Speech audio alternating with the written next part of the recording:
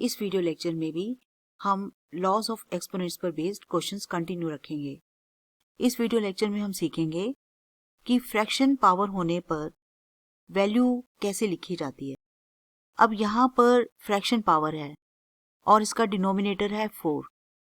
जब भी हमारे को फ्रैक्शन पावर मिलती है तो हमें ज़्यादातर जो प्रॉब्लम्स मिलती हैं वो इसी तरह की होती हैं कि वो किसी न किसी की रेज़ टू द पावर 4 होंगी।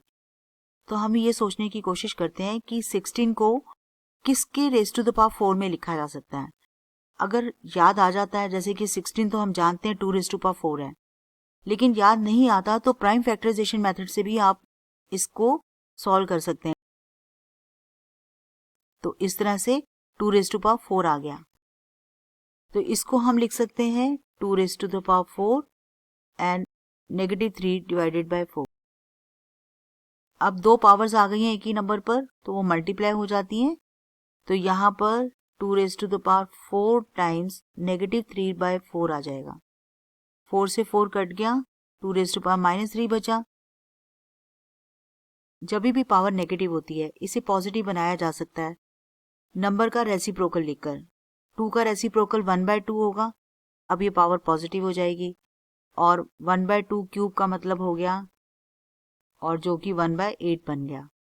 दूसरा तरीका यह है कि जैसा मैंने आपको पहले भी बताया है कि कोई भी नंबर जो न्यूमरेटर में होता है और नेगेटिव पावर होती है वो डिनोमिनेटर में चला जाता है और पॉजिटिव पावर में बदल जाता है।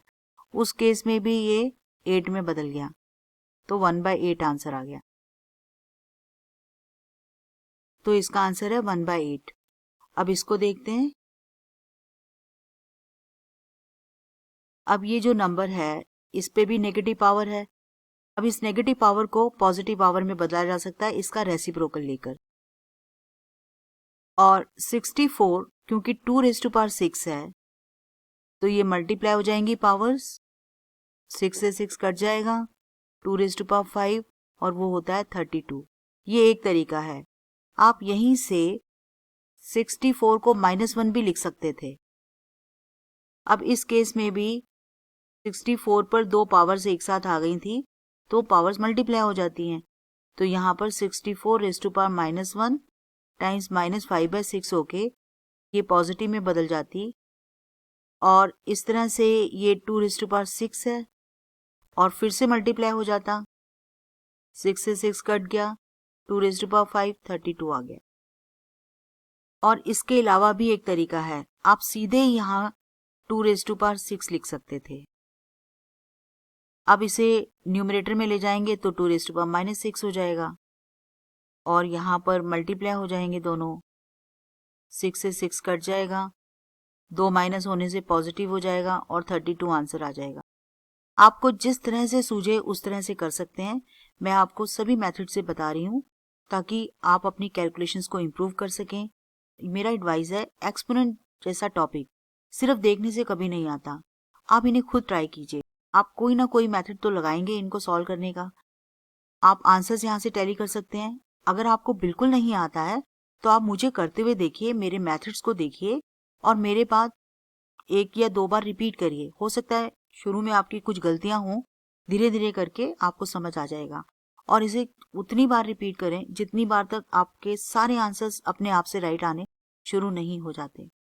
और अगर आपको ये टॉपिक पहले से आता है तो आप पहले इनके सॉल्यूशंस लिख लीजिए और यहाँ से टैली कर लीजिए आंसर्स और सॉल्यूशंस के साथ। तो इसका आंसर है 32। अब हम इस प्रॉब्लम पर आते हैं। अब इस बार भी हमें नेगेटिव पावर मिली है। तो जैसा कि मैंने कहा है कि मेरा मेथड तो यही रहता है कि नेगेटिव पावर देखते ही मैं नंबर का रेसिप्रोकल लिख देती हूँ। आप इसका रेसिप्रोकल करेंगे तो ये नंबर उल्टा हो जाएगा। अगर हम इसका रेसिप्रोकल लिखेंगे तो ये 32 डिवाइडेड बाय 243 बन जाएगा और इस तरह से 4/5 आ गया। अब हमें ये देखना है कि 32 और 243 किन नंबर्स की रेज़ टू द पावर 5 हैं। 32 2 रेज़ टू पावर 5 होता है और 243 3 रेज़ टू पावर 5 होता है। तो ये बन गया 2/3 raise to the power 5 and raise to the power 4/5। अब दो पावर्स आ गई तो ये फॉर्मूला लग जाएगा ये पावर्स मल्टीप्लाई हो जाएंगी। आप जब भी पावर्स को मल्टीप्लाई करें बिल्कुल ऐसे लिख के करें, यहीं से काट मत दें। अब ये 2/3 रेज़ टू द पावर 4 है, इसका मतलब 2/3 टाइम्स 2/3 टाइम्स 2/3 टाइम्स 2/3, इस तरह से 16 डिवाइडेड बाय 81 आंसर है। तो इसका आंसर है 16 डिवाइडेड बाय 81। अब इस प्रॉब्लम को देखते हैं। हमने सीखा था कि ये a n बाय m बन जाता है। सबसे पहले इस रेडिकल फॉर्म से एक्सपोनेंट फॉर्म में लिखेंगे।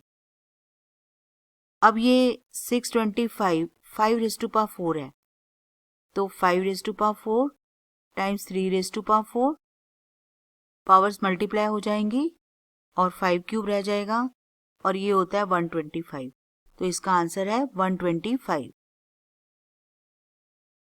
64 raise to the power 1 divided by 3। अब हमें देखना है कि 64 किसका क्यूब है, 4 का।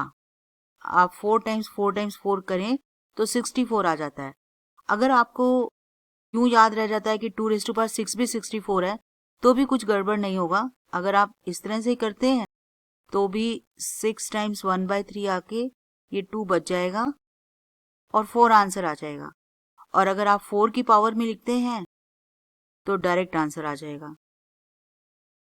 तो इसका आंसर है 4। अगर आपको ये वीडियो लेक्चर्स यूजफुल लग रहे हैं तो आप इस चैनल को सब्सक्राइब कर सकते हैं। इसी तरह के क्वेश्चंस अगले वीडियो लेक्चर्स में भी कंटिन्यू रहेंगे। Thanks for watching.